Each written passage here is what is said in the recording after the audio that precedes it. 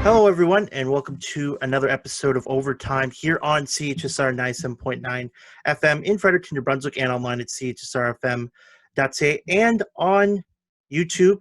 Search up Overtime Radio in the search box there. Thank you for tuning in to our NHL first round playoff preview, which I'm joined over Zoom chat by Kaley Etheridge. Hello. Hello. You're back. I am. Yes.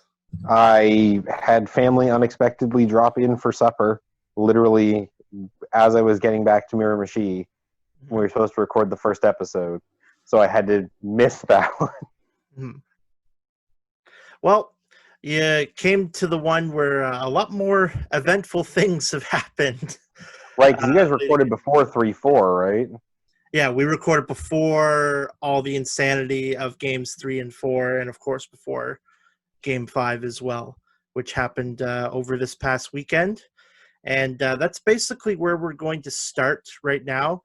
I have one eye that's going to be constantly on Twitter, getting updates from the NHL Phase 2 of the draft lottery, which is literally starting as we record this. Hey, man, 12.5%, 1 and 8. What is it? 50% chance that Lafreniere plays with either Matthews, Panarin, Crosby, or McDavid next year. Yes. Yeah, that's correct. 12.5 times 4. Yeah. So, there's a 50-50 chance that he'll end up playing with one of those 4 players, which is insane. There's a 50-50 chance that a stacked team gets more stacked. Yeah. But we'll all be disappointed when Arizona gets it because Taylor Hall is the ultimate draft lottery good luck charm. Arizona can't get it. Yeah, they can. Or do they move on? No, they can't. They beat Nashville. They beat Nashville. Oh, my God. I literally sent you the text message, Darcy Kemper is a G, yesterday. Yes. Because Kemper won 3 games in which he faced 40 or more shots. That's crazy. Well, should that be maybe where we start with the kind of we're going to go through a postmortem of all the eliminated teams from the qualifiers, because I think each one, it's either going to be a really exciting or interesting offseason, or it's probably just going to be another meh offseason because they're franchises that are just used to this kind of early playoff failure. I think you can divide the 8 first-round losers into 3 categories. Okay. Which is, weren't supposed to be there in the first place. Yep. Cup window is clearly closing. Mm-hmm. And disappointed by the result. And I think if I gave you free reign right now and said, place everybody where you think they go, your and my list would be pretty similar. Yeah. Like, if we just did it really quickly, teams that shouldn't have been there in the first place. Wild. That's one. With all the injuries they've had, I guess you can put the Jets in there. I sort of have mixed feelings on the Jets. I'll let you put them in there, but I'll tell you where I think they belong. Okay. Panthers. Oh my God. Panthers. Actually, so bad. Panthers never belonged there. They're the 11th seed in the East for a reason. Yeah. And that's all I would put in the really shouldn't have been there category. Yeah. And those 3 are fine. I think the Jets are still more of a disappointment because they had a chance for people to get healthy during the break. But, I mean, they also played Calgary, who would have been the same, so neutral. So teams whose cup windows are closing. That would be the Predators and the Penguins. Very clear. I definitely still think the Penguins have a couple of years, but, I mean, Crosby and Malkin aren't young anymore. They're 32? I will not be surprised if Malkin gets dealt in the offseason. Oh wait, no, he doesn't have a no move, but I wouldn't be surprised if they asked him to waive it. And then there's the other three. Mm-hmm. Which Which is just is you're which- disappointed. You're disappointed by the result, which is the Oilers and the Leafs. Yeah. Mm-hmm. We're missing one. That was only 7. I'm not sure. No, I think that's everybody. Leafs, Oilers, No. Leafs, Oilers, Pens, Predators, Panthers, Predators. Jets, Wild. That's only 7. We're missing a Western Conference team. Yeah.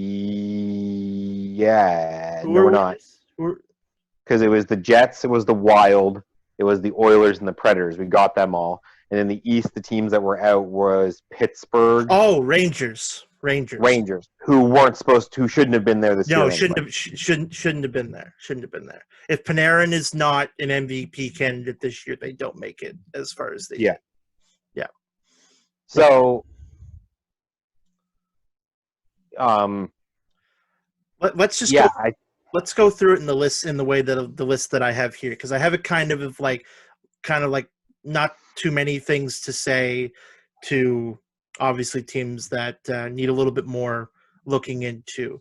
With that, let's start with the Wild. It's just another year of the same old crap when it comes to the Wild, I think. The only benefit for Minnesota was that the cap was steadily going up, so the Suter and Parise contracts got better over time. But it's still like the chokehold and the drowning that those two contracts are causing for the Minnesota Wild franchise. Like the fact that the cap has gone up so much since they've signed, and it still really hasn't given them any relief. It's a testament to how bad those contracts are, because they can't do anything except just swim in the kiddie pool of mediocrity here. And that organization is going to waste Mikko Koivu's entire career. Mm-hmm. He might retire this offseason. There was a quote that came out after they got eliminated that Mikko Koivu said he has to think about the direction that his life is heading and whether or not. How old is he? He's got to be 5. He's got to be mid-30s at this point. Let's see here. I can't check, or the Zoom call will go down. Yeah, I got it. Mikko Koivu. Oh, he's 37. I didn't realize he was that old. Yeah.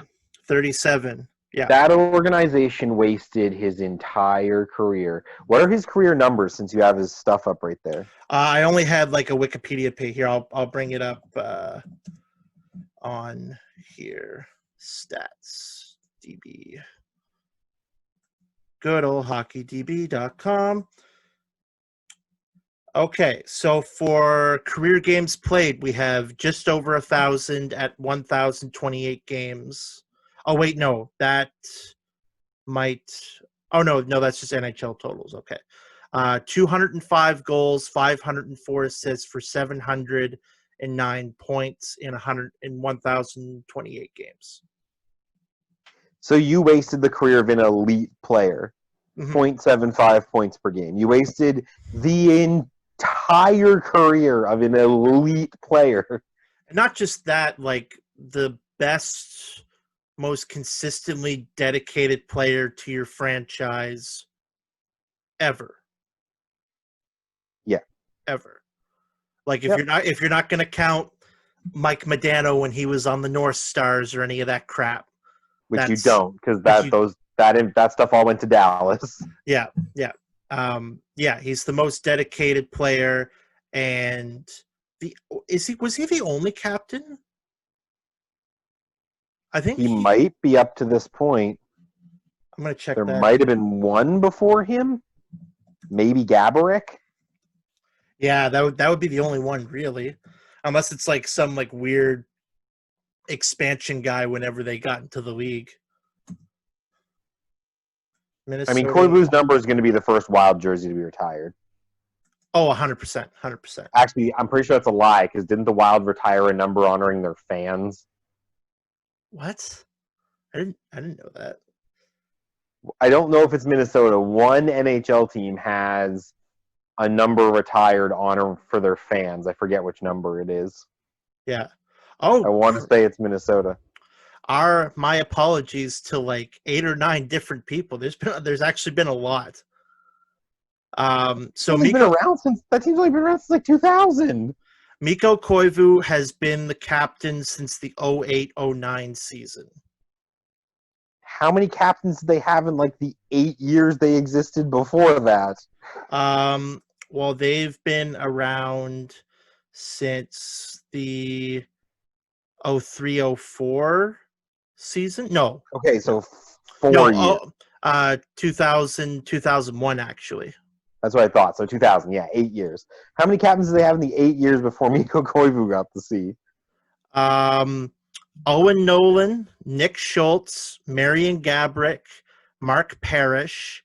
Oh wait, no, there are multiples of these. So these must be counting like all like assistant captains or like rotating captains.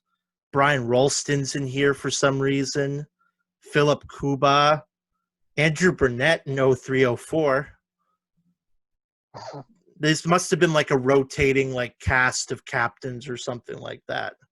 Yeah, I guess Because so. Koivu's the only one to like definitively hold it for a long tenure like that. He's been the captain since 08-09, over 10 years, and you wasted it, Minnesota Wild.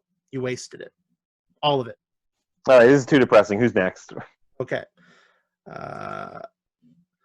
So who's next for? Give me 1 second. Okay. Next is the Jets, Winnipeg Jets. The only thing I really have to say, like, I don't think the Jets should be disappointed in this year. Like, you could throw the COVID asterisks on things. You lose Mark Scheifele in the first game, you're back. And you didn't have Line A for the entire series. At the beginning of this year, you had lost Trouba in the offseason, and then you unexpectedly lose Dustin Byfuglien. Like, if Connor Hellebuck doesn't stand on his head and do backflips, like, this team would have never made the qualifying round. They would have been in the bottom of the Western Conference. So I think if Hellebuck stays consistent, and who knows, you might win Lafreniere now. And imagine Lafreniere with Scheifele, Line, Ehlers, and you make a move in the offseason. Because I'm sure if they would have known that they were going to lose Byfuglien too along with Trouba, they would have made a better effort at a defenseman last offseason. So that's true. You're going to be damn sure that they're going to be after whatever defensemen are available to add to their roster. And you're loaded up front too with some pretty high-end players. So there's no reason in theory you can't make a deal, especially if you do win the draft lottery for Lafreniere. Because if you win the draft lottery for Lafreniere, Ehlers sort of becomes the odd man out, right? Yeah. Or like you have pieces like, well, it's the same thing if Pittsburgh wins Lafreniere, like that automatically opens up maybe a Malkin or another piece to be moved for some help otherwhere else on the roster. If Toronto wins Lafreniere, like you definitely move one of the big four for more defensive help because you can afford it now, because you'll get 2 to 3 years of Lafreniere on his ELC before you have to pay up big money and everything like that. And you can plug him in literally anywhere. Like, he's one of those talents you can literally plug in anywhere on a roster, and I think he'll make an immediate impact. So Jets, hold your head high. You like basically got the worst draw as far as injuries go. The Jets are wait and see, but if they can't fix their defensive problems in the offseason, they're going to blow a cup window for these guys. Oh, for sure. Like, I would definitely look sideways at management if you don't make a strong effort to go after every defenseman that you can get. Like, any defenseman they should be in on 100%. Remember when the Jets drafted Mark Scheifele and he had to put on that like plain black NHL jersey because they hadn't decided what the team name was going to be, at least not publicly. Oh, And really? everyone at the draft thought that Scheifele was a bit of a reach. Crazy that was a thing that happened. Yeah, and now he's like still one of the best goal scorers in the league right now. Yeah. Yeah, one of the best leaders too. I want Mark Scheifele to captain my team any day of the week. So yeah, Jets. I don't think you got much to worry about as long as management adds a defenseman in the offseason. I think you'll be right back to where you were a couple seasons ago, and you'll be at least a second round team next year too. Florida Panthers. And God, the team is such a train wreck. And Bobrovsky. Don't pay goalies double digits. Mm-hmm. Dangle said it great on one of the podcasts last week, is that if your goaltender asks for double digits, you drive him to the airport because it's not worth it.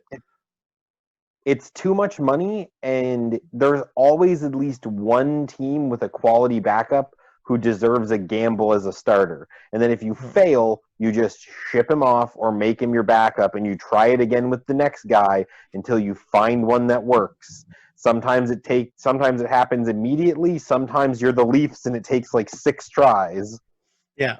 As long as you're not the Jets of the first 5 years of the Jets where they tried to make Andre Pavelec work and just shoving the round peg into the square hole, and it didn't work. Unless you do that, you'll be fine as with goaltending. But double digits for a goalie is insane, and no goalie is worth it. And I think the only goalie who's been paid it that's even remotely been worth it was Price is being paid double digits by Montreal, right? Oh my goodness! What? Pittsburgh. We have a winner in the Lafreniere sweepstakes. Pittsburgh. Enjoy your new line mate, Artemi Panarin. The New York Rangers won the draft players. All right, cool. Since that's breaking, we'll just go there. I was going to say, if they won the draft lottery for Lafreniere, they just get to slap a cartoon rocket to the back of that rebuild and see how high it flies. Yeah. Because Zibanejad's become an elite goal scorer. You have Panarin. Now you're picking up Lafreniere. Zibanejad, Panarin, Lafreniere on their first power. Oh my God. That is going to be disgusting. Oh my God. They have that defensive kid too, don't they? Trouba. Yeah, they got Trouba. That's not what I was thinking of. But yeah, so they have Trouba for their power play. Yeah, that team's gross. Have the New York Rangers pulled off the quickest rebuild in NHL history? 18 months? We can't say for sure yet because we have to see what happens. Because we said the same thing about New Jersey after they won that draft lottery, got Hischier, then got Subban, and we were like, okay, so the Devils have completely turned it around in less than a year, and then they sucked. Lafreniere is a lot more surefire thing than Hischier was, though. Yeah, but the Devils were also a better team at the time that they got him than the Rangers were.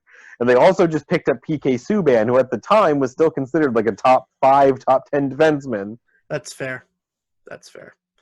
But still, Lafreniere in New York, that is huge for that organization. Henrik Lundqvist needs to not retire for one more year. You know what? That probably keeps him from retiring. Just back up Shesterkin for 1 year. Yeah. Wow. Lafreniere to New York. Now that's good. Right. That's really deserving. You got to give, I feel really good for Rangers fans with that. That's going to be huge. Yeah, the Rangers are definitely an example of running your organization right. They came out a couple years ago and straight up said, we're tearing it down to the studs and we're rebuilding. And honestly, I think that earned them a lot of respect because if you're a big name free agent like Panarin, you probably wouldn't go to a team that admits it's rebuilding, except that the Rangers literally went all in on it. Yeah. And teams Well, just don't do that. Teams should do that, but they don't do that. yeah. Well, also, like, the Rangers took the fact that, like, they're one of the more wealthier clubs in the league. You can Yeah. pay a lot of that money in signing bonuses up front, and they just went and backed the Brinks truck up to them, and it was a good investment. Like, definitely a better investment of $10+ million than the Panthers did last year. Like, Anyway, continuing on. So Panthers, Rangers. so with the Rangers, like, losing, Carolina was just like, Carolina's not a 6 seed. Can we no, start with that? yeah, Like, they're if it not. wasn't for the fact that one, the Metropolitan, stacked like friggin' alphabet blocks in a preschool. Mm-hmm. But Yeah, like, you ran into a dynamic duo of Svechnikov and Aho, who just lit you up for 3 straight games, and and that's Reimer what played happened. really well too. Reimer and Mrazek both played really well, and like, no one's beating that. Like, Carolina's arguably got the best decor in the entire playoff field right now. Like, if you have a playoff core where Jake Gardner's on your third pair, and I know, like, he was ripped a lot of time for his, like, inability to be clutch in key moments and making these big gaffes whenever he did make a mistake, but that's still a defenseman that scored 50 points for like 3 or 4 straight years, and he's on your third pair. And do you think they don't have Dougie Hamilton right now, do they? No. He's still injured, their defense is still sick. So if they're able to get to, like, the third round or the cup final, and They get a Hamilton's able to rematch come, with Boston. yeah, and, like, if they get to come, oh yeah, that was the conference final last year, wasn't it? Jeez, we think these playoffs were Sure crazy. was. We forget about all, like, the Yes, upsets it last was the year. conference final because it was the conference final last year. Mm-hmm. That was the very infamous Justin Williams lost his temper and Brad Marchand made fun of him by imitating the sea. Oh yes, yeah, I remember that. That series the Rangers Hurricane series is my winner for tweet of the play-in round. Oh, was that the one with Brendan Lemieux imitating the storm surge? No, I don't remember who it was who tweeted out. Great, they put Justin Williams in a series that has less than 7 games, and he's already started glitching out and attacking people. Oh, that was Down Goes Brown had that Yeah, tweet. Douglas Brown. Yeah, great Oh, follow, great follow. perfect. Oh, so good, so good. Yeah, no, and, like, yeah, you got a clutch performer in Williams who still got it. He's old. He's not what he used to be, but playoffs, man. That guy turns it on. Playoffs, man. Yeah, it's just a different animal. Like, some player, like, he's this era's, like, Johan Franzen or Holmstrom or something like that. And we've definitely learned this past season that Montreal made a mistake not offering Aho like 9.5 with that qualifying offer. Oh, with the offer sheet. Yeah, Yeah. because he would have been worth every penny and every draft pick. Yeah. That kid's a killer. Mm-hmm. And him and Svechnikov are just, like, unreal.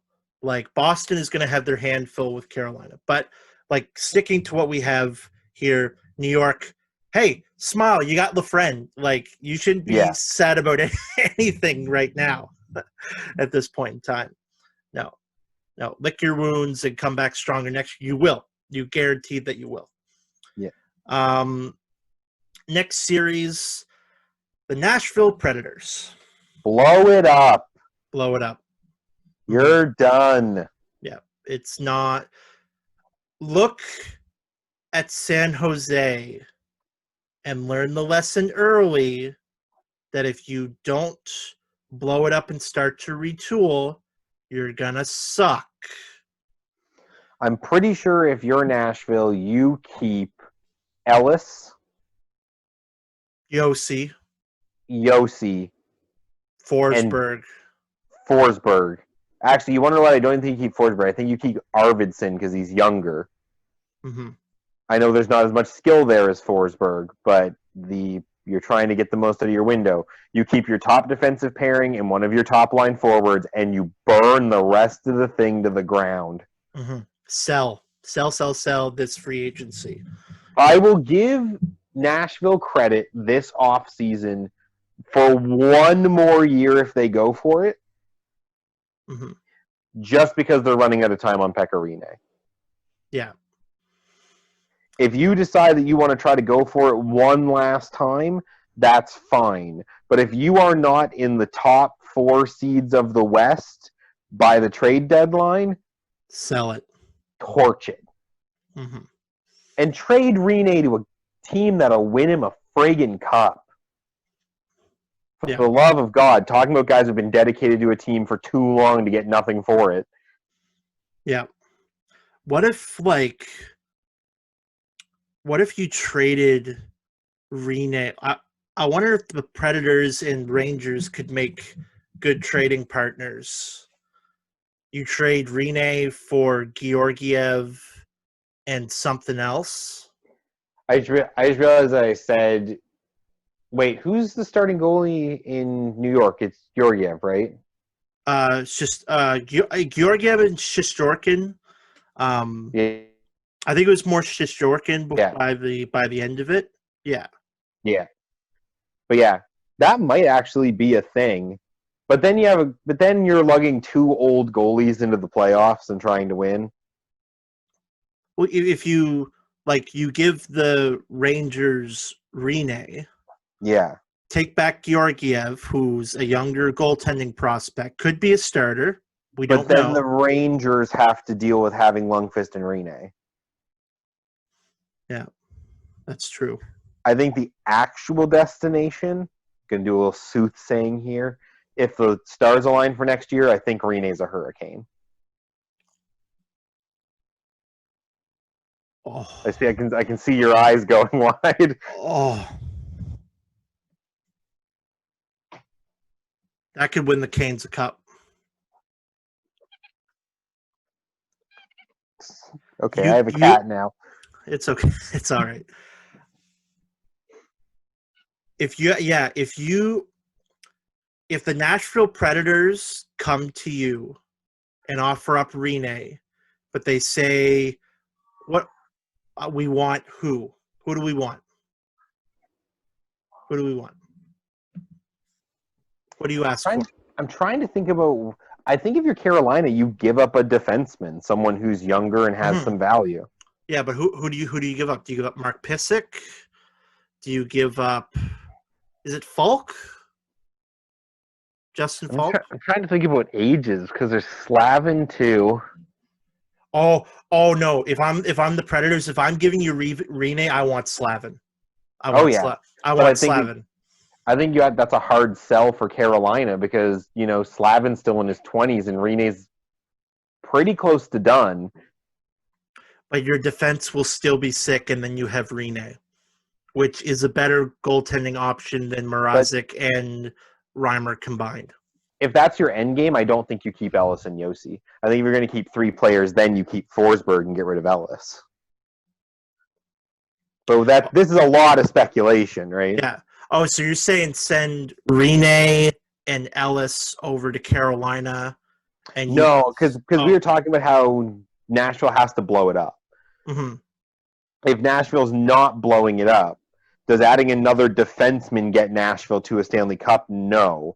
So you need to find a way to get another forward in, and the only other asset you have to get rid of other than Rinne is from your defense. Okay. If you're talking about going for it, I think you sign whoever the biggest name is in the off season and then go for it and then fire sale the team if it doesn't work out. But yeah. I wonder if they have enough cap room for Taylor Hall if they move somebody. Anyway. Yeah. We're spending too much time on each of these individual scenarios. Yeah. Um, These are supposed to be good buys for every team except for one. yeah. Penguins, same thing. I don't think the Penguins are in blow it up position yet, though, because they were like they got the short end of the stick being the 5 seed in the East. Mhm. Now they should have beat Montreal. Getting stonewalled by Carey Price is never fun for anybody, but I don't know if you can say the window's closed yet because Pittsburgh just finds guys. Mhm. So I don't know if it's time yet. Okay, this is my first question. Is the expansion draft happening? It's not happening for next season. It's after next season, right? After next season, yes. Yeah. Because Pittsburgh's going to lose another goalie. Yeah. Well, that was where I was gonna go. Who do you go with from here? Do you go with Jari? Yeah, Because you do, Jari. You if you wanted to retool, I think you could get a lot of value for Matt Murray. I really you think. Pittsburgh's playing the same game they had to play before, and Pittsburgh, in my opinion, lost the last time this happened. Because they gave Marc-Andre Fleury to Vegas, and Vegas has been, in my opinion, way more successful than the Penguins have been Okay. in the 2 years since then.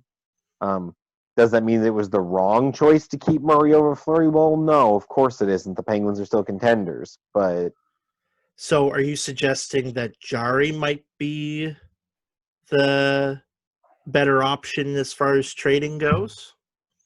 I don't think you trade either of them, which sounds crazy. But I think that if you're Pittsburgh, you load up next year, or well, you don't even really have to load up, but you get prepared for next year knowing you're going to lose a player at the end of the season.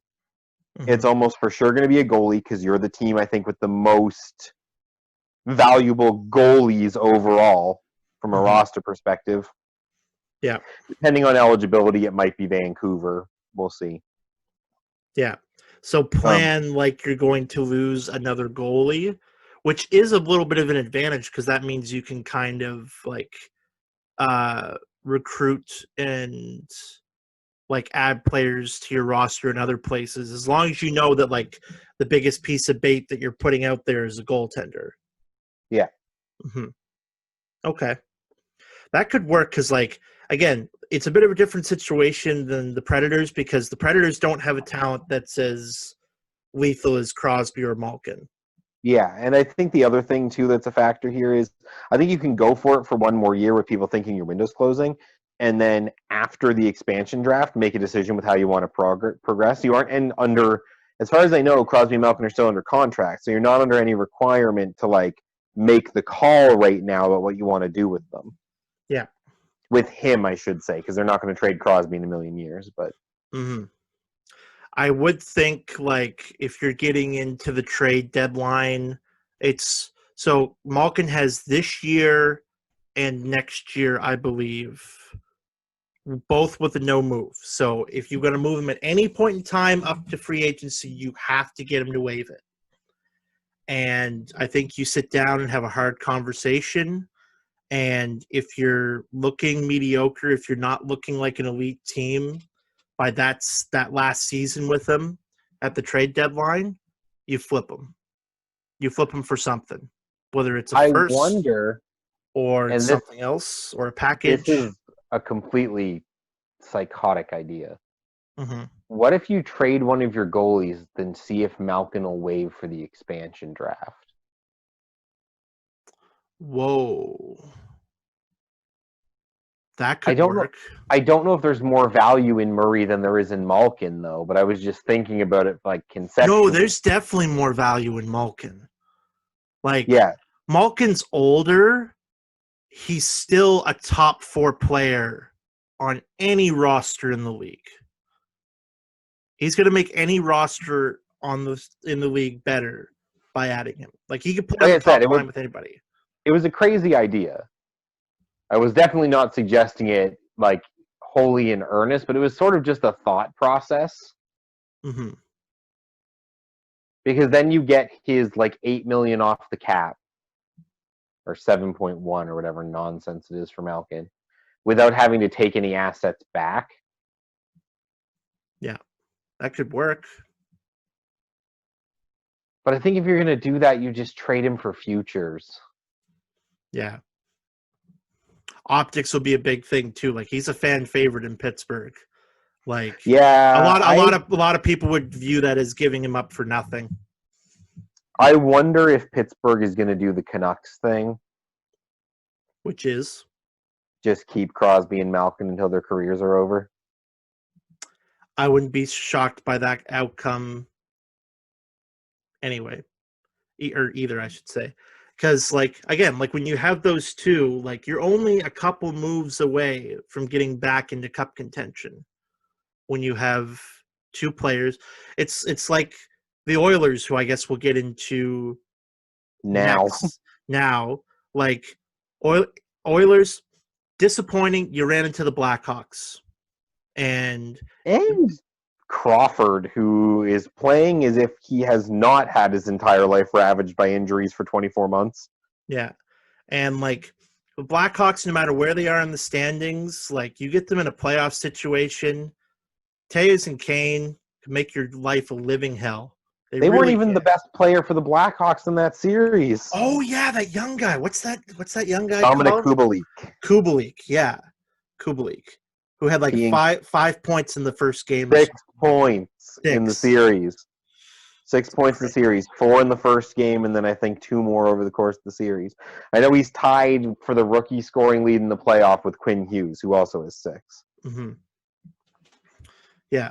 But no, like Oilers, you ran into it, and honestly, I think you go the distance and probably win if you don't start Mike Smith in the first game. No. Who am I thinking? They started Mike Smith in the first game. Like, what are you doing? Koskinen was good. They started a short best of 5 series with a well under 900 save percentage goalie. Like, I don't know why. But he has the playoff experience, Johnny. Yeah, what?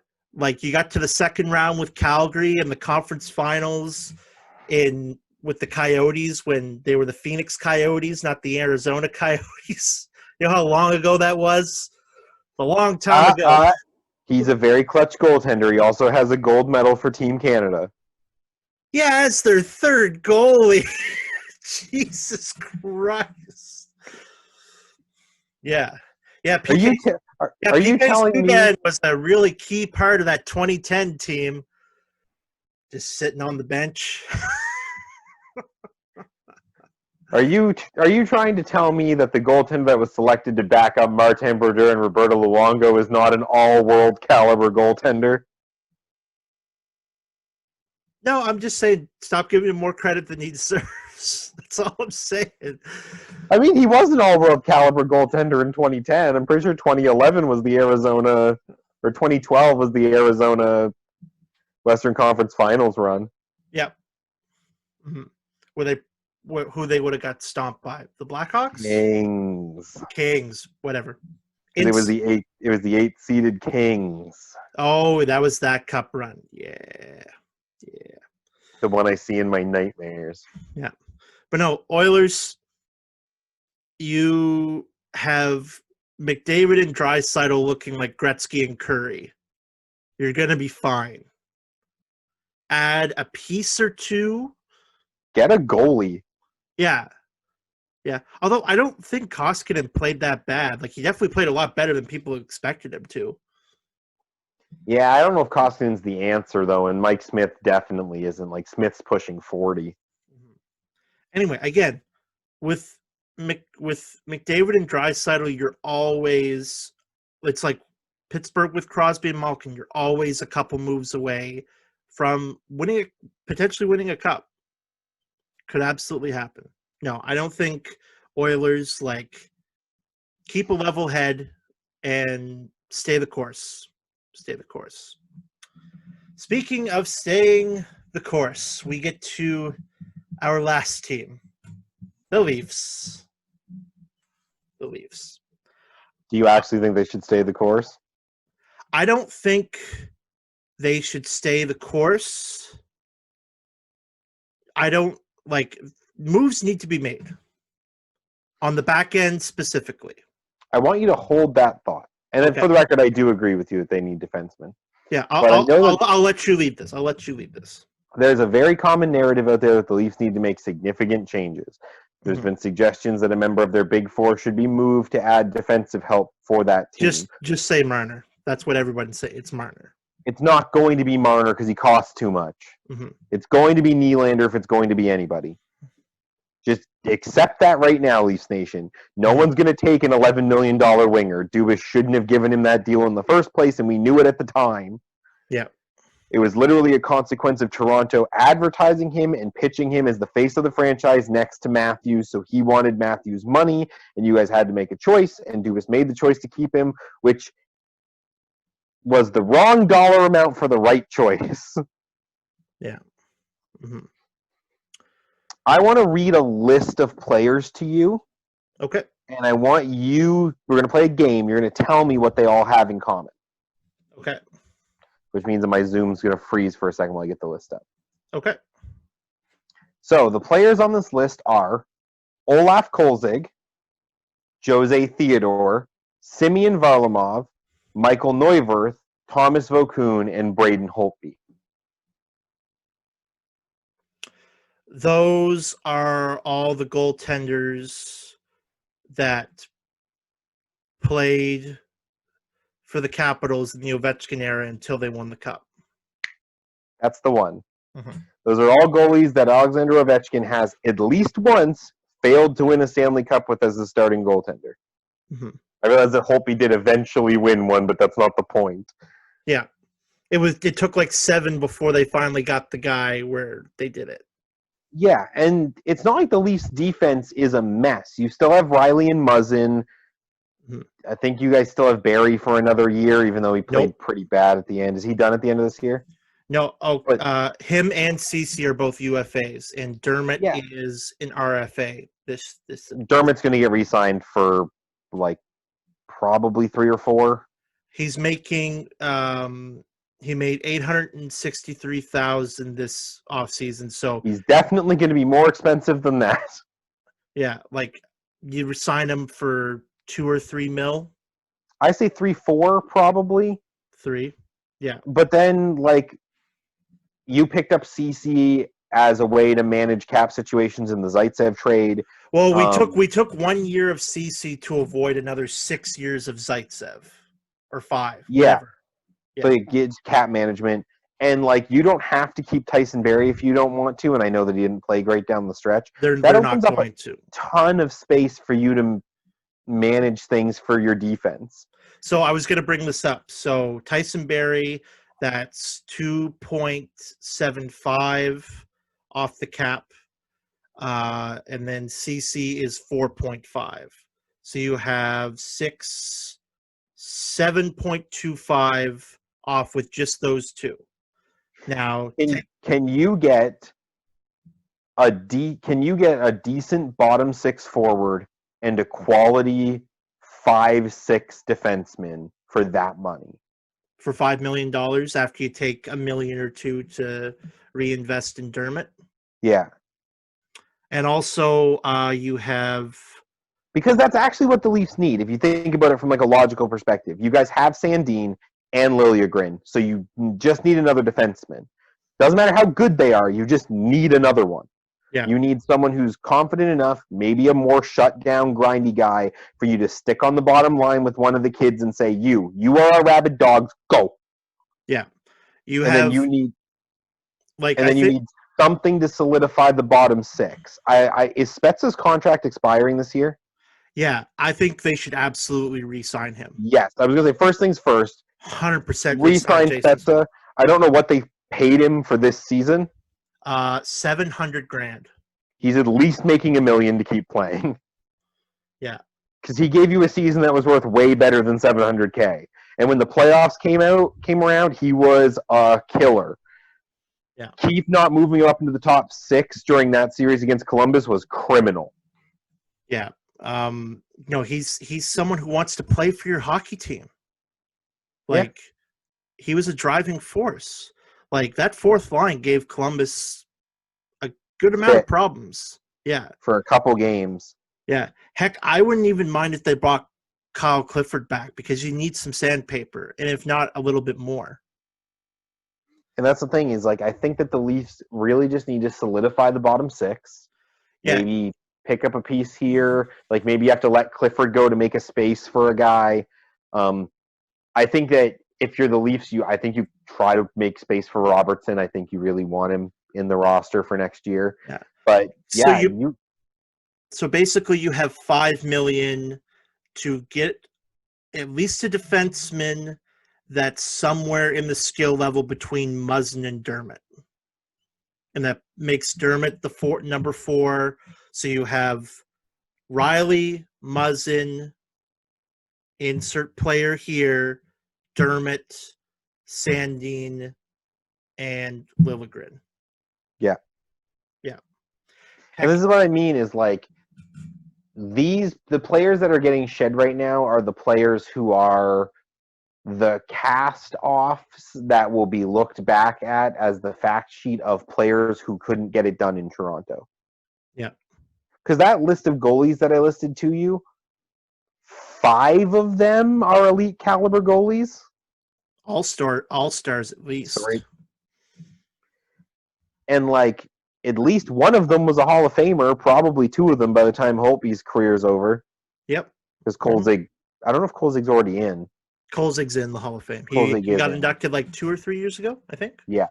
Because I remember us talking about that. Yeah. Because I love Ole the goalie.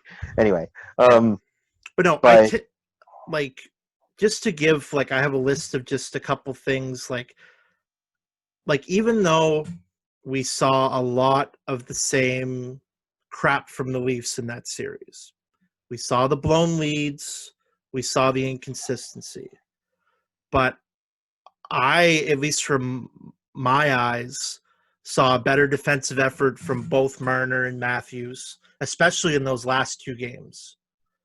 I saw JT get snake bitten, which I don't think will ever happen.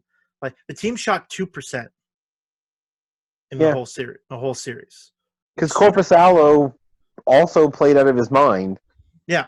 And also, Columbus blocked twice as many shots as the Leafs in every single game. Because that is how Tortorella took a team that lost all of its star power in the offseason. I shouldn't say all of it. They still have Dubois and Jones, but you know what I mean. But they lost Panarin and Bobrovsky and Duchesne and won as many games without them as they did with them. And the reason why was Torts was like, all right, so we can't play offense, we're going to play defense. Yep. And, like, Keefe's only had half a season with this team. Mm-hmm. And not even a consistent half a season. I think his quote at the end of Game 3 was very boneheaded, so I understand why people are really mad at him right now. Which one was that? The we didn't have a plan. Oh, yeah. If you're a coach, you can't say that. You can say that the team didn't execute the plan, which implies that the players are at fault. But if you are the head coach of a National Hockey League team, you cannot go out there and say, we didn't have a plan. Mm-hmm. That's your job, man. So people are really mad at Keefe and want him to be fired. Tortorella came out and had a press conference today where he essentially told people to lay off Sheldon Keefe, which I thought was very funny. Yeah. I think you got out-coached by a coach with decades of experience, being one of the most obnoxious coaches to play against. Yeah. And also, I think with Keefe, with a full uninterrupted season next year, takes this team up another gear. I think, like, and I said this a bunch myself, like, you see JT getting stonewalled and Marner putting up zeros on the board in a couple of games, and they got shut out a couple of times. Why can't this $40 million offense penetrate the stingy defense? Even Ovechkin, hands down the greatest goal scorer possibly ever the league has ever seen, had almost a decade of playoffs where he was either doing it himself or he was running into the same kind of problems.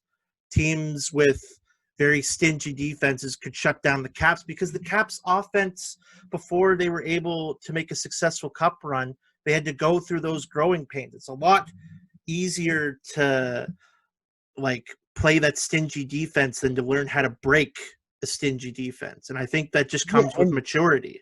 I don't think there's any shame in losing Game 5 either, where I think the Leafs outplayed Columbus for huge swaths of the game. Yeah. Because we saw the year before, maybe there were some more talented players, but those were mostly offensive players with the exception of Bobrovsky. We know that Tortorella's defensive style of game can shut down elite caliber offenses and make them look foolish. And also, Tampa got swept by this, like, I know they don't have like Panarin and Duchesne like they did last year, but like that's not what shut down Tampa's offense last year. It was their stingy defense. Yep. Duchesne and Panarin didn't do that. They scored the goals. The fact that all of their forwards have bought into it too. Like, you see your first line forwards, you see Foligno and Atkinson and Dubois blocking shots with reckless abandon. Yeah, and Jones and Werenski being possibly the toughest pill to swallow if you're a forward. Like, those two guys are difficult to deal with. And the thing is, when you get lulled into that false insecurity where you're like, okay, well, Columbus doesn't have a strong offense, you then get reminded that Pierre-Luc Dubois is an all-world caliber player and is, just waiting to finally get his due. Mm-hmm.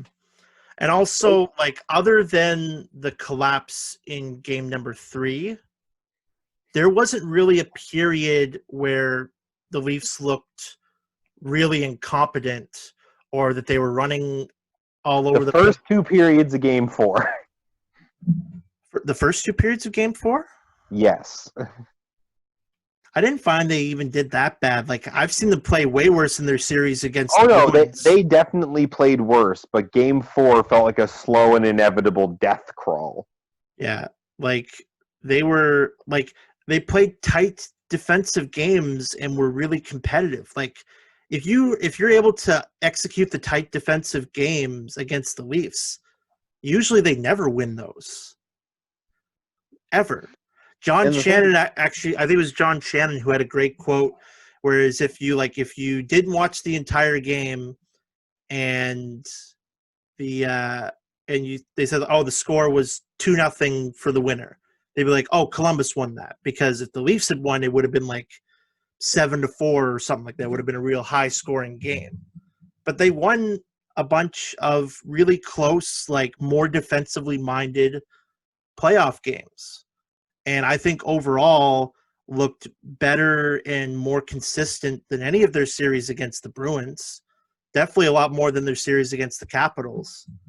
And in game 5, too, Korpisalo was a lot of the reason why the Leafs lost. Yeah, they outplayed them for the first 2 periods, hands down. Peppered Korpisalo with shots. I would say even the third, because Foodie's goal was like a really weird victim of happenstance. Yeah. Like, I don't even blame Marincin for it, because it was shown on the replay that there was another Blue Jackets player coming in, so he had to make a call about whether or not to play the man or play the pass. And I still think you play the man, because I think that gives Freddie the best chance. Or pick one. That way Freddie can commit to one or the other two, because that's how they were able to, like, slide it underneath him, because he wasn't fully committed to his post. And I honestly think that play there, like, I know there's enough people ragging on Marincin, but that's where you miss Muzzin. If Muzzin is the defenseman that's gets hung out on that play, I think you have a much better result, and the goal probably doesn't go in, because I think he attacks Foodie right way and cuts off his path to the net and just defends it a lot better than an inexperienced Marincin does. And, like, people are ragging on Freddie for another kind of soft goal at a timely time. You didn't give him any offense. Yeah. You didn't give him any offense to work with. And for the majority of the series, he was stood on his head. He was great. And there was a point in the series where he had a higher save percentage than Korpisalo or Meslurkins did. Like, I think for the first 2 games, like, he was putting up some pretty impressive numbers by himself. Now, And it's one of those things too, I think, in that game where if you go back and look at all of the super close call, high quality saves that Corpusalo made, the number of them that Corpusalo makes to bail Columbus out when it's 1-0 has to be like 4, 5, 6. and half of those are to Tavares. Like, I think Tavares could have led this series with like 7 or 8 goals with the amount of chances that he had. I think there were multiple games where he had more than like 5 shots just on his own. Like, you want to talk about low shooting percentage? JT had a low shooting percentage in this series. But to bring it back to Freddie, because this is my last kind of season-ending question with the Leafs that I want to ask. You're in the last year of Freddie's contract. How do you manage that? You re-sign him. He's the wrong side of 30. You know his play is it's close to decline. How old is he? I think. How old is he? Again, you'll have to look it up because I will freeze the Zoom call if I leave.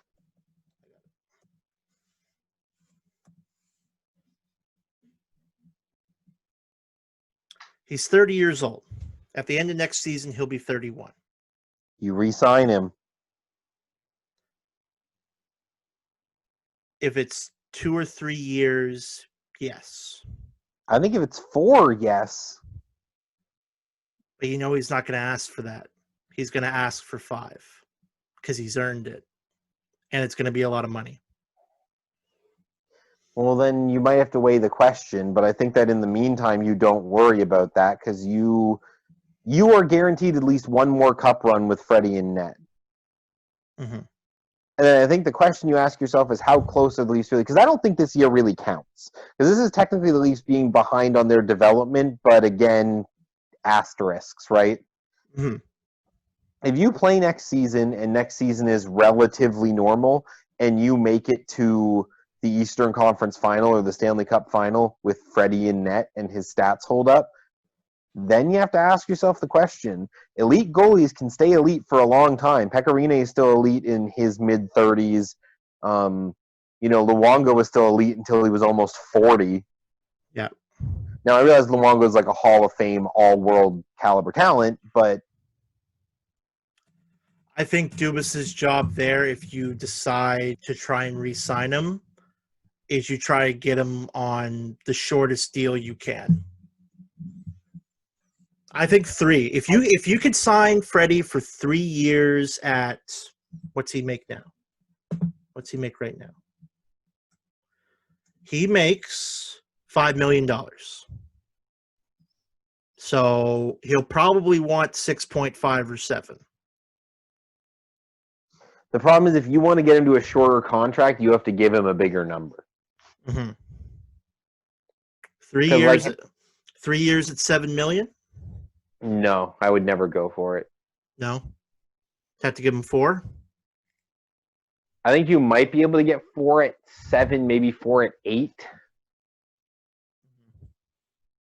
Because the problem is that everybody under the sun is going to offer Freddie 5 times 7 or 5 times 8 while taking an afternoon nap. Yeah. Because a goalie doesn't get bad until his late 30s, assuming he's actually an elite goalie, which I think we can all agree Anderson is. Yeah, 100%. Where are the Leafs without him these last couple? Well, you could see it. They didn't have a backup goalie. Like, they didn't win a game without him until like a third of the season was over.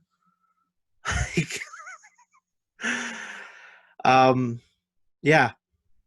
Dubas has to be smart with that negotiation, though. Also, find him a decent backup so the man doesn't have to play 70 games a year. Well, you got Jack Campbell, and Jack Campbell is on next year as well. So you have Jack Campbell for probably fine. That's fine. At 1.65 for Jack Campbell, I think that's fine. That's fine. I think he'll be okay. I think we can run with that right now. But yeah, other than that, like, it's frustrating, and even the overzealous takes, I could. This is a frustrated fan base, has been for a long time. But I was expecting after, like, game 4 to be the, like, oh, false hope, look at our big boys are finally turning it on, and then we have, like, the 5-1 loss to Boston last year. But in this final game, even though the team didn't play the best, they didn't look like they completely gave up, were dejected, and, like, just completely crapped all over themselves. Like in my opinion, they lost a 1-0 game, 5 or 3-0. 3-0. Yeah, exactly. That's how it looked, which I'll take over the last couple years, honestly. Because Foodie's goal is an absolute fluke. I think that, like, 99 times out of 100, he doesn't score. Mm-hmm. Even with Marincin making a bad half decision, which I don't even think was the worst decision, because he did cut off the passing lane to an extent. I think the Leafs just need to be patient, which sounds ridiculous, but it's true. Because, like, Tavares is the oldest of your core at what, 30? I think so, yeah. Because, like, Willie's in his mid-20s, Marner's in his early 20s, Matthews is in his early 20s. Yeah, I think Matthews is the youngest out of the 4 of them. Yeah. And then, like, even if you look at the rest of your roster, like, Mikheyev's not that old, neither is Hyman. Yeah. Like, your cup window is, like, what, 6 years? 5. I think it's 5 that we have before one of the big 4 contracts is up. I think it's 4 or 5 years before one of them comes up, and I think it's Austin's might be first or Willie's might be first. Either way. Like, you still have time. Like, but you got to address the D. You got to rethink it. You need, because the pieces are there. It's like I'm saying. It's like I was saying about the Capitals. It's about just finding the right puzzle pieces that will fit in and elevate your guys. All you need right now is to find a partner who can elevate Dermott. It doesn't even have to be the best defenseman available, because I think that the team is at a point now where what's missing from the team to get them over the hump isn't skill. I think skill is fine. Because if you told me that the top 3 defensemen on our roster were Morgan Rielly, Jake Muzzin, and Dermott, whose first name I don't remember right now all of a sudden, I think that defense unit's probably okay. Yeah. It's about chemistry now. And also, don't, like, whoever you get, Dubas, whoever you get, if you get 1 guy, if you get 2 guys, if you get 3 guys, don't saddle Rielly with a boat anchor like Ceci. Let him play with Muzzin. Let him play with Dermott or Sandin or somebody good. That's not Dubas's choice, though. That's Keefe's choice. Well, I think the only reason why Cody Ceci stayed in the lineup is because it's hard to have $4.5 million of your cap sitting on your bench or only playing 5 minutes. I don't buy into that, because I think that if Ceci had been your 5-6, one of your, like, bottom pair defensemen, the argument would have been made that you guys were paying him too much money, but at least he's a roster player. Yeah, that's true. He could have moved him down the lineup, and that probably would have helped. Yeah.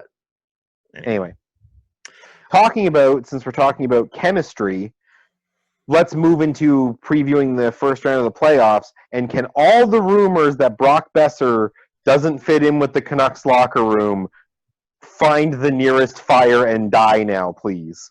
Is that a thing? I didn't know that was. Yeah, there was apparently rumors passing around that the team wanted to get rid of Besser in the offseason because he didn't mesh with team chemistry. If that is the case, you tell the conflicting pieces that are opposing Besser to get lost. Like, if that's even a problem. Okay, because that's ridiculous. If there was a question about whether or not Besser belonged on this roster, he sure took it out on his hometown team. So let's start with the Canucks. And Kaley, I'm going to let you run with this here. So you defeat the We beat Wild, Minnesota in 4. beat Minnesota in 4. You got the Blues next. Almost had the Stars. Almost had that ideal matchup in the Stars. But you're playing the Blues. First of all, what did you like about the Canucks game against the Wild? And what are their chances and what do they got to do either the same or different to beat the Blues? They didn't need Petey, I think, is the thing that I liked the most about the play-in series. Pettersson was good and definitely contributed some points, but they didn't need him to be successful offensively. There were plenty of times where Hughes and Besser or Hughes and Miller or really anybody in the top 6 did it without him. Tanner Pearson was great. And I think his contract's expiring, but I really don't think you're going to see him in another set of colors next year. I'm pretty sure he's going to get paid.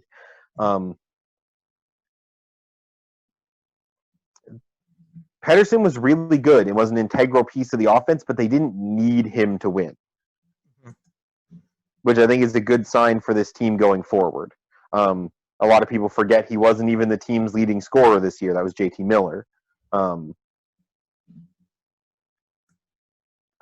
We need more depth scoring, I think, is a problem. It can't all come from Besser and Hughes, which is pretty much where it all came from in the preliminary series.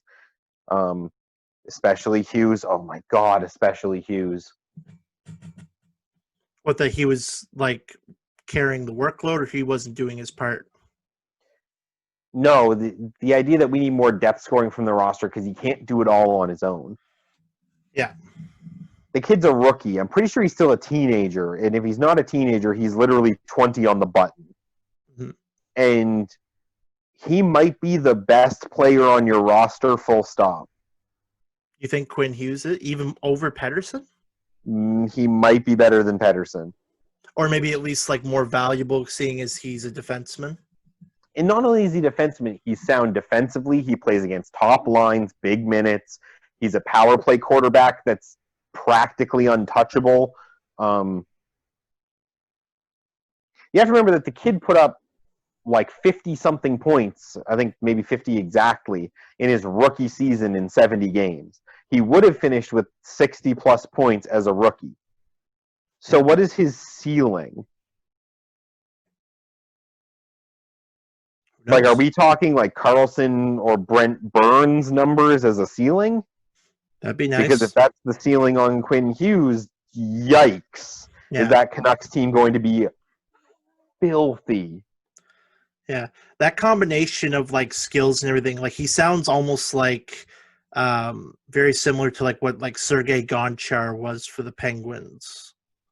Like, and the thing with the Canucks was with picking up Miller in the offseason, you added a power forward. Mm-hmm. Which you were sorely missing in your top 6. So now you get to have Bo Horvat, the undisputed king of faceoffs. Yep. Dealing with, getting to play with Pearson and Toffoli. And that line is great. Mm-hmm. Like, just nothing about it. It's essentially 3 big, burly guys that win faceoffs and make you look bad while they score on you. Yeah. So it sounds like the Canucks, like what they lack in experience, they're making up for with the fact that their roster is gelling together rather well. Yeah, it's funny. I would almost say that it's a reverse Leafs thing where we are not where the Leafs should be in their development. We're where the Leafs should have been a couple years ago. But we're getting the results that the Leafs wanted a couple years ago by having players that play well together. Yeah. Because having Hughes be so consistent let you move Edler down to the second pairing to make a more defensive pairing for you to use to shut down the other team, which doesn't take away from the fact that Edler can walk across the blue line and crank it like the best of them. So you now have the lottery line, your first line, and then you have like Bo Horvat's grindhouse line, essentially. Yeah. And then the bottom six needs to do more, but Brandon Sutter's been doing his job is the thing that if you go back and look at the highlights from the Wild games, they get zero space when they have the puck. Because every single time they try to settle down with the puck, there's Sutter again. Mm-hmm. And also, So you got Markstrom playing really well as well. Yeah, and I think that that's a big thing too. Is that Vancouver, after the absolute disaster that was their handling of the Luongo Schneider Lack goalie triangle,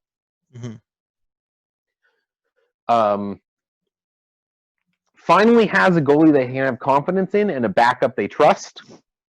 Yep. Who's the backup now? Demko? Thatcher Demko. Demko? Okay. And I think Markstrom has a lot to prove because he was always sort of kind of the guy in Florida, but that team was a mess.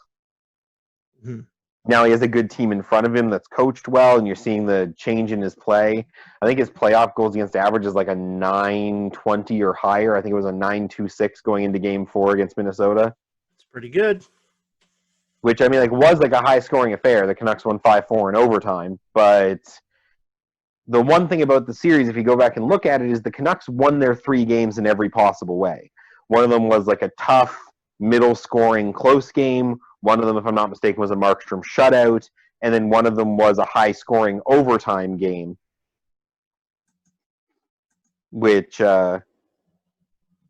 ended in a way that I don't think a lot of people expected, which is that the overtime was won 11 seconds into overtime because Tanev just walked over the line and just fired a wrister from the blue line into the top corner on Stalock. So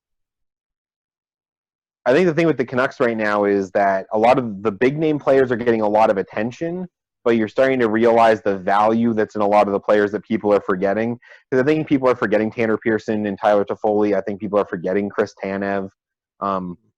Obviously, the Canucks don't have Sven Baertschi because he had injury concerns this year. They just lost Michael Furland, who he opted out of the restart, didn't he? Sven Baertschi did. Yes, if I'm not mistaken, Baertschi opted out. But he was playing in the AHL at the end of the season, which is probably why he chose to opt out. And then Furland, I don't want to talk about Michael Furland right now. Yeah, fair enough. So, what do the Canucks have to do against the Blues, and what is your series projection of how this is going to play out? I think the best thing about this series is that the Canucks don't have anything to prove. Mm-hmm. They're house money. This is like when the Leafs played the Capitals that first year. Yeah, it's the measuring the Blues are the defending Stanley Cup champions and were the top team in the West. Mm-hmm. Obviously, they fell to the 4 seed because of the whole way that they did seeding with the round robin play and stuff. Those games were bullshit, though. Those games, they treated them like exhibition game. No one cared. I think the Flyers were the only team I saw gave a legitimate like playoff effort in those games. I don't think anyone else did. And that means that the Blues just become the yardstick for Vancouver, which is that if we're assuming that the Blues sort of played like they were exhibition games, I think that's a fair assessment. You're playing the top team in the West, arguably the top team in the league, and the defending Stanley Cup champions in the first round of the playoffs. Yeah. Am I too off base to say that Vancouver's kind of like cast, you look at the different characters they have through their roster, there's a lot of similarities between them and the Blues. Am I off base by saying that, or can you see that? I think the teams are very similar in construction, which is that you have a couple of elite defensemen. In the Blues' case, obviously Pietrangelo and Parayko. And then, of course, Vancouver has Alex Edler and Quinn Hughes. I think you have a line of forwards on both teams that are stone-cold killers. You know, obviously Vancouver has the lottery line, and then for the Blues, you have their top line with Tarasenko. O'Reilly. And O'Reilly. And then both teams have, you know, a big name forward that garners a lot of attention, but I think is sort of underappreciated by players outside the market. For the Blues this year, that was David Perron. For Vancouver, it is, has been, and will forever be Captain Bo Horvat. because I swear to God, nobody understands how valuable he is if they're not a Canucks fan. Yeah, and I think the teams have very similar makeup. I think the question is, how much developing have Vancouver's kids done? Mm-hmm. So it's a measuring stick series. I think if Vancouver pushes the series to 6 games, that's a success. If you can pull 2 games off of the champions, that's a success for where you are at this point in your rebuild, in your, I guess, build now, because you're past the part of this. Yep. I think if you force 7 games, you're very happy. If you win, you're over the moon because you're playing with house money. I do think that Vancouver's will pull a couple of games out of this, but I don't think they'll win. Okay. So what are you saying? I think it's Blues in 6, and I think if you're Vancouver, you look at this as free house money. Mm-hmm. Thank you for an extra 4 games of playoff experience, NHL. We will see you next year when the season reconvenes. I have Blues in 7. I think I like Vancouver's team, and I like the way Patterson and Besser play, and I like the kind of secondary cast that they're building up now. And I think Markstrom, hopefully in another season or 2, I think Markstrom's going to be the X factor here, because if you get playoff Binnington from St. Louis, the series could easily be shorter just based on that fact. But I think the Canucks are going to take that house money and are going to make a little noise. But again, I don't think they're going to get past the Blues in 7. Yeah, and I think that that's the correct way to look at the series overall. I don't think – apologies, knocked my phone off of its perch, so now I'm correcting things. I don't think that you have a team that can beat St. Louis yet. No. I think you have the parts to do it. I just don't know if the team can do it right now. Now we've seen that. I think if you're rebuilding and at this stage in a rebuild where you're just getting all of your young pieces together, I think having a line that can take over a game the way that 649 can is a really important thing, because I think having a line like Besser, Pettersson, and Miller always gives you a chance. In the same way that having Matthews, Marner, Tavares does for the Leafs. If you have 3 guys of that caliber you can just put on the ice, you're never out of a game. Yeah. I think players like Miller, and I think Toffoli is a player to watch in this series as well, because he's a pretty underrated playoff performer when he was with the Kings, and a pretty key part of that. I said Pearson's contract was up. I'm pretty sure it's Toffoli's contract that's up, and I'm pretty sure he'll be sticking around. Okay. He also has a lot of chemistry with Bo Horvat, which I think is an underrated thing that people need to consider at this point in time. Yeah. Because Bo is no longer expected to carry the offensive load for the team. No. He's good for 50 to 70 points a year in the right situation, but that's not where he's most valuable. You have to remember that there was a chunk of time during the season where Travis Green was literally playing him as the 4th forward on the power play, having him take the face-off back to Hughes, then having Hughes quarterback the puck for 10 seconds while Horvat skated back to the bench and let Toffoli come on to join the power play. Oh, jeez. Because Horvat's value isn't in his offensive play. It's his two-way play. So you need players that'll play with him and face-offs. Yeah. And you need players that give him an opportunity to succeed, because Horvat's going to log a lot of minutes because you're having him take face-offs regardless of where they are. Mm-hmm. Like I said, there were several times this season where he went out, took a face-off, and then immediately got off the ice for somebody else. Yeah. Where Green was literally putting him out there to get in the dot, win the face-off, and then get off the ice. Yeah. And win it well enough that they could execute that plan. That doesn't always work out smoothly. So, I think we'll see. But I think that now your goal is, because the top line's fine. They all work together great. Yeah. I think you now just need to find the right pieces for Horvat, and it looks like Toffoli and Pearson might be the right pieces for Horvat. Cool. Switching gears to the other Canadian team left Flames versus the Dallas Stars I love that you said the other Canadian team left and just completely glossed over that Montreal's about to play Philadelphia. in the West. Ah, Only other yes, that team, is the other Canadian team in the West. Yeah. uh, Dallas is an easier opponent than St. Louis. Yeah. Am I wrong to have the feeling that neither of these teams are going to win the series? A One of team is going to lose it. them is going to lose it. Yeah, and I think it's going to be Dallas, if I'm being honest. Yeah, I think so too. I'm going to Because give some credit to Big Save Dave. yeah, because like I don't think either of these teams are very good. I really don't. I think Dallas is good. I have questions. Yeah, like why Valerie Nichushkin is still on your roster. That's a good one. Another What? great one is why in a do or die seeding game when you haven't won a game since February are you starting Anton Khudobin? Over Ben Bishop. And how can you not even score a goal, let alone win a game when Bishop puts up like a 950? Like, yeah, I think it's going to be like one of these teams is just barely going to win it because I don't think both of these teams are very like the last couple of years have really been underachieving the expectations set on them.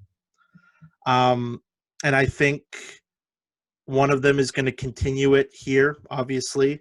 I guess I just have a smidge more faith in the Flames roster with Giordano and Kachuk being there and I just don't and understand how a Goudreau. team that's led by Sagan and Ben can be so offensively inept.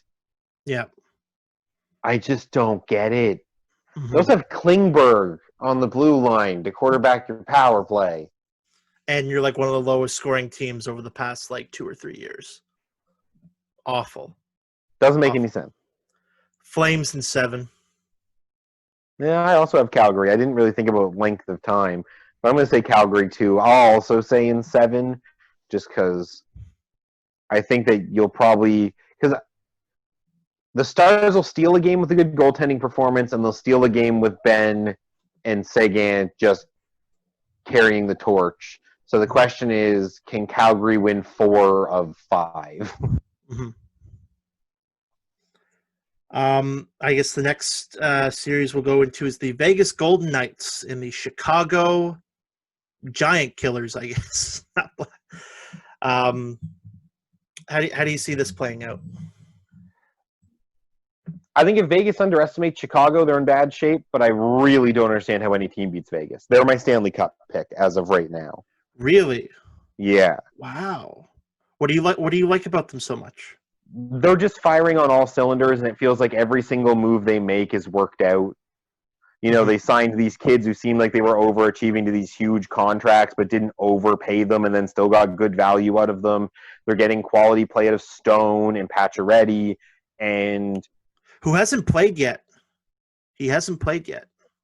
Yeah.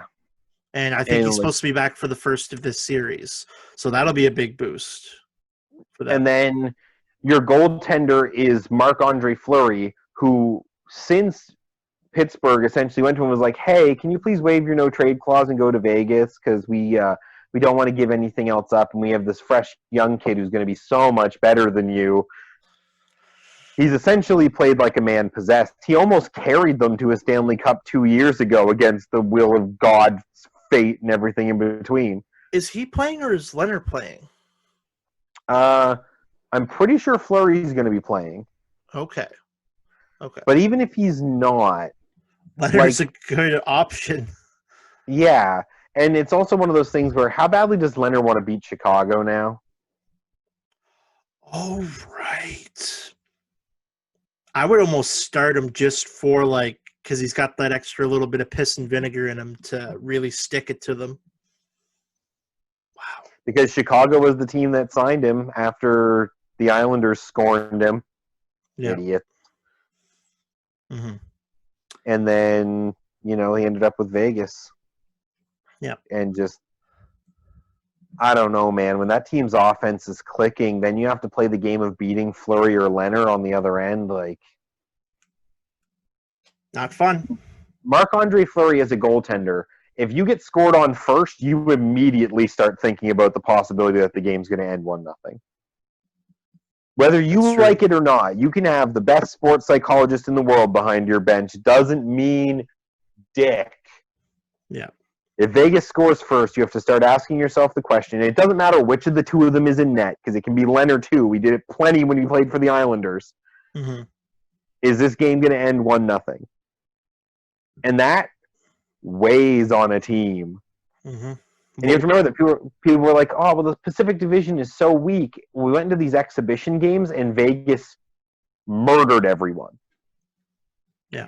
And Vegas didn't have their full roster. Pacioretty didn't play. Vegas sat a bunch of key pieces over these games. Didn't matter. Kill them all.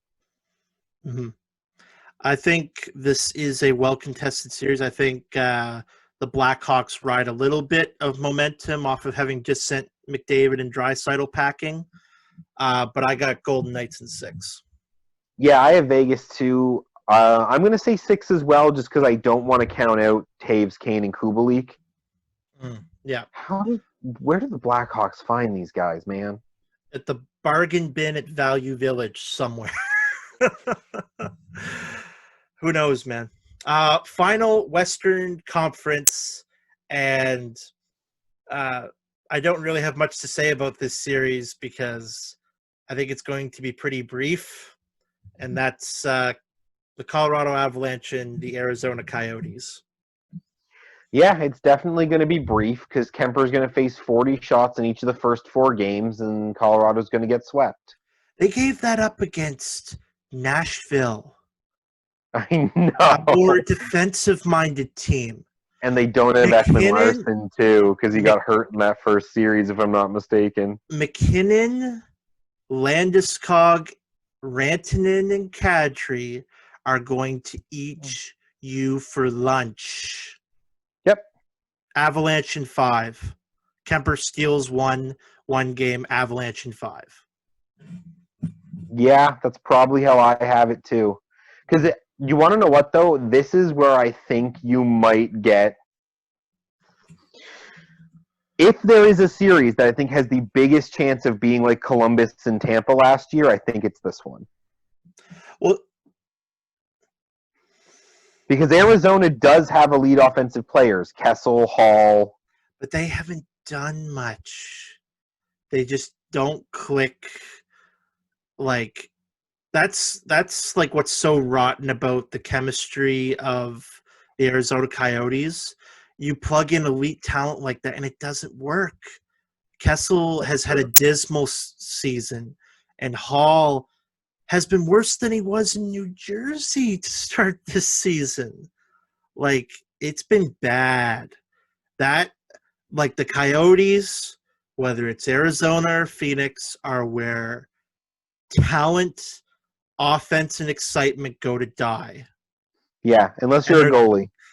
Yeah, and they're going to get swallowed. Like, they're going to owe Kemper so many steak dinners if this gets to, like, a 6th game. If he manages to do that, it will be with the Coyotes kicking and screaming. Avs in 5. 100%. Like I said, I agree with you. I completely agree with you on the number of games, too. Avs in 5 is totally where I am. I'm just saying, if we're going to have a Columbus over Tampa moment, it's going to be this series, and it's going to be because Hall and Kessel click. I don't see it. I don't see it either. I'm not saying it's going to happen. I'm saying if it were to happen, but it's going to be this one. You're going to have your dumb Nostradamus powers kick in, and Kessel is going to return to 2016 Kessel, and Hall's going to play his best hockey since he won back-to-back Memorial Cups. He won an MVP in New Jersey. You do remember that, right? Yeah. But yeah, no, Avs in 5. I don't see the miracle's not going to happen.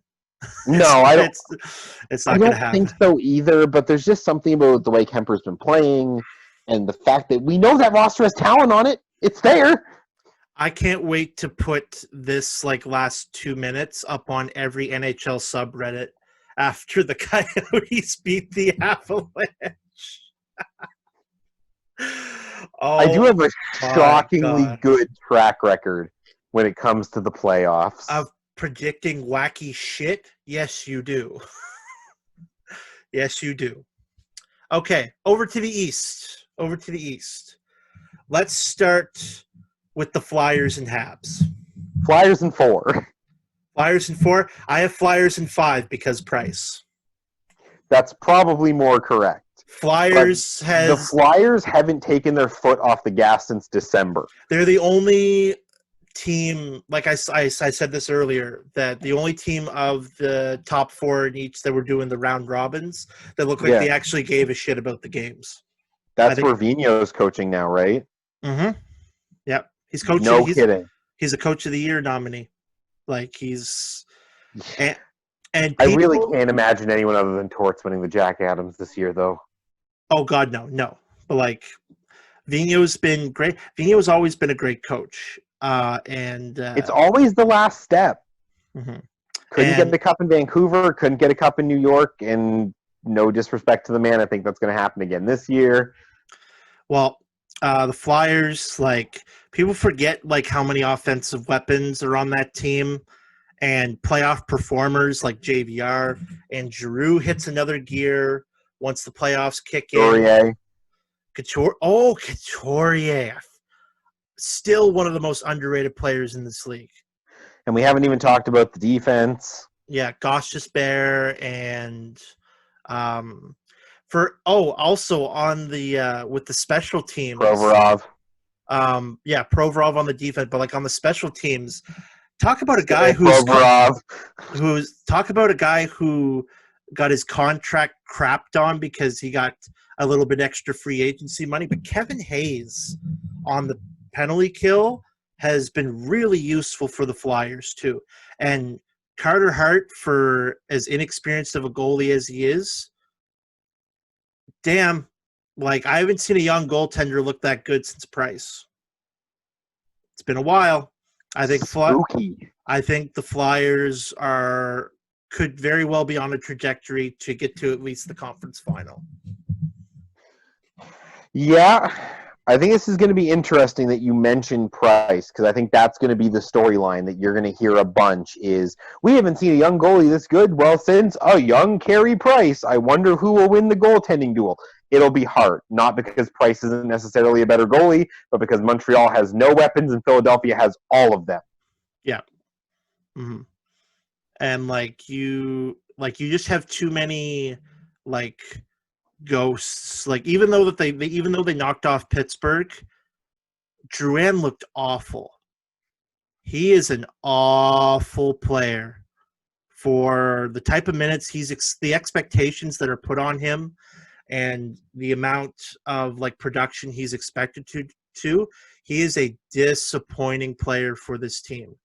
And I don't think I've heard a single broadcast say Max Domi's name this entire playoffs. He was okay in the series against Pittsburgh. Yeah. But it was Price. It was Price. I think you also have to grade Domi on a curve because he's logging big minutes against the other team's best players, and he's essentially a man on an island. That's fair. That's true. But that first series was a lot of Carey Price. And a lot of just generally good defensive play by Montreal, too. Like keeping the Pittsburgh to the outside, letting the defensemen handle a lot of stuff. But, like, Tatar, Domi, and Drouin cannot win you a series like this. They might be able to win you a best-of-5 with a couple of good spurts and then Carey Price carrying you. You're not going to get that for 4 games. You were lucky to get it for 3. Yeah. No, you're going to get fed to the Wolves for 5 games. Yeah. 6 if you're lucky, if Price stands on his brain. Yeah. No, Flyers in 5. Washington Capitals and the New York Islanders. I don't know what to think about this series. Islanders It is my upset special. upset special. I am so convinced the Islanders are going to win this series. It's sort of silly. And why are you so convinced? I don't have a good reason for it. Yeah, like even like I have Caps in 6, but I have Islanders in 6. I don't know why. I don't really like I don't learn about what the Caps have to offer until they hit the playoffs. Because I never pay attention to them during the regular season. Because I don't care about their regular season. Because the regular seasons have been good for a decade. Yeah, like, oh, you won another President's Trophy. No one gives a shit. What do you do in the playoffs? That's how your year's judged. Like, you put in all that work October through to April, nobody gives a shit. It's what do you do for me between April and June, or in this case, August through October.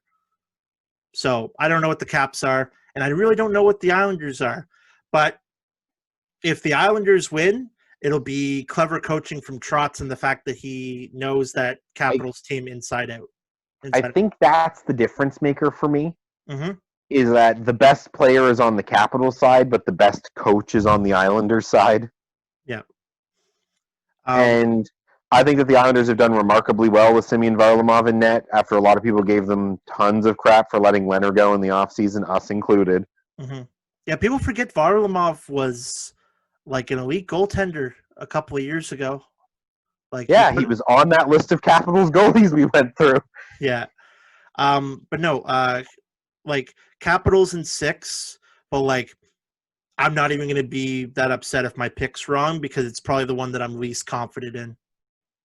Isles in 6 and same. And we have 2 more series left, and they are doozies. They are doozies of series. We have the rematch of the biggest embarrassment of last year's playoffs, the Columbus Blue Jackets and the Tampa Bay Lightning. Is it bad that I really want Columbus to win again? No. Because I do. Well, obviously I would like to see Columbus win because A, means no cup for Tampa because they're division rival and yucky, and 2, it makes the Leafs look better. It's like it's like, oh, like you guys lost to the Blue Jackets, well, at least we didn't lose to them twice. As long as they have Korpisalo in that defense, man, they've got a shot. Yep, 100% do. And Tampa's missing a couple of key pieces to start the series. They don't have Stamkos. I think Stamkos is okay. I know he sat out the first couple of the round robin games. Hedman is the big question mark. It's a big loss. And I don't think that he's, even if he does play, he's definitely not. It definitely sounds like he's not going to be at 100%. So, like Columbus, that's your like Star Wars marked weak spot. Shoot here if you if you want to win this series. Press X to not die. Yeah, but if I'm being realistic, I think the Bolts get their revenge on the embarrassment from last year, and they take this in 6. Yeah, because they should. They really should. Columbus doesn't have the elite high-end offensive talent they had to break a game last year, too. Yeah. They have Dubois and Atkinson, and they can do plenty, but it's not like last year. You just don't have the quality of last year. Mm-hmm. And like Columbus has a roster that can frustrate elite offenses. Very much so. Very much so. And if they could do that again, like that's why I'm saying 6. Because Columbus, even if they go down swinging, they swing a lot before. Yep. Yeah. And so, but I think Bolts in 6 because that's the way it should go. That's what should make sense. what should make sense. One more series, and this is my favorite. Canes in 7. Canes in 7. Even though it's not going to be that long. Canes in 5. You're so wrong. Canes in 5. Absolutely not. Boston's actually the best team in the East, and we know that. Mm-hmm. The only benefit that Carolina has is that they shouldn't be as low a seed as they are, and they just swept the Rangers. Mm-hmm. I think, like, full, like, no pause, no anything. I would probably say Bruins in 7. But we know Pasternak has had some trouble with this camp. Like, as far as, like, having to, like, he had some issues, like, entering the bubble and everything like that. Didn't really get to take that good of advantage of the training camp. He did play a couple of the round robin games, right? Like, he didn't sit out. I didn't watch most of the round robin games because they didn't matter. Same. But I think great hockey reporters we are. But even more than that, the Hurricanes just came out with such pop against the Rangers. And I think the fact that they've been playing meaningful games their last couple and Boston hasn't, I think the Hurricanes are going to catch them by surprise and put them down 2-0, if not 3-0 in the series quickly. I think a big thing here, and Rod Brindamore sort of admitted it after last year, was that he underestimated how much of an impact Bergeron would have. Mm-hmm. To the point that there's literally a clip of him in the handshake line saying to Bergeron, "Thank you for showing us how it's done. You're my favorite player ever." I remember that. Yeah. Like, credit to Rod Brindamore for giving a lot of credit to, like I hate him. I hate Bergeron because of the nightmares he gives me. But, like, again, we're going to talk about underrated players in the league. He's the best two-way forward to ever play the game of hockey. Yep. Mm-hmm. And all of you Datsuk stands can move on to the next. Oh, 100%. Datsuk can't win face-offs like Bergeron can. Does Bergeron kill penalties? He kills penalties. Bergeron does everything. Bergeron does everything. Yeah. He plays on the power play. He kills penalties. He takes critical face-offs. If Chara wasn't there, he'd be the captain. He's the forward that does the extra rotation. If you're stuck, like, after a power play and you have 4 forwards on the ice, he's the one who stays around so you can get your second defenseman on. Yep. If there is a specialized role on a hockey team, Bergeron plays it. Yep. He plays them all. But I think I'm going to stick to my guns. This is going to be my one kind of hot take for these predictions is I think Hurricanes are going to get it done, and I think they're going to get it done quicker than people expect. And I think they're going to gear up for a deep playoff run, like until at least the third round, I think. I just think it's going to be Mr. Game 7 because I think that Justin Williams deserves like retribution after what happened last year with him. Fair enough. Oh, yeah. Wasn't there like a big, like, questionable call that he was really mad about? It's not even just questionable call. There was also the whole thing between him and Marchand and. Oh, yeah. You know, a bunch of problems. Yeah. Can't carry that over into this series, though. Nope. You can't do it. Can't do it. You will lose. Take it from someone who knows. True. All right. Well, that pretty much wraps up our predictions here on Overtime on CHSR 97.9 FM and on YouTube. Subscribe to us at Overtime CHSR. That's Overtime in all caps, capital RADIO. And we'll be back on Friday for an episode that'll be on YouTube and airing on CHSR from 2 until 3 p.m. It's great to be back. Hopefully we can keep this rolling and enjoy all the damn sports that we have to offer. They're back. We've had like 60 NHL games over the past 10 days, all running from like 1 o'clock in the afternoon till 2 in the morning. And now we're going to get the first round of the playoffs and the chaos that comes with that. It's going to be great. It is going to be great. It's going to be great. And we'll see you then, and we'll be there to talk all about it. So again, thank you for watching, and we'll see you next time. Cheers.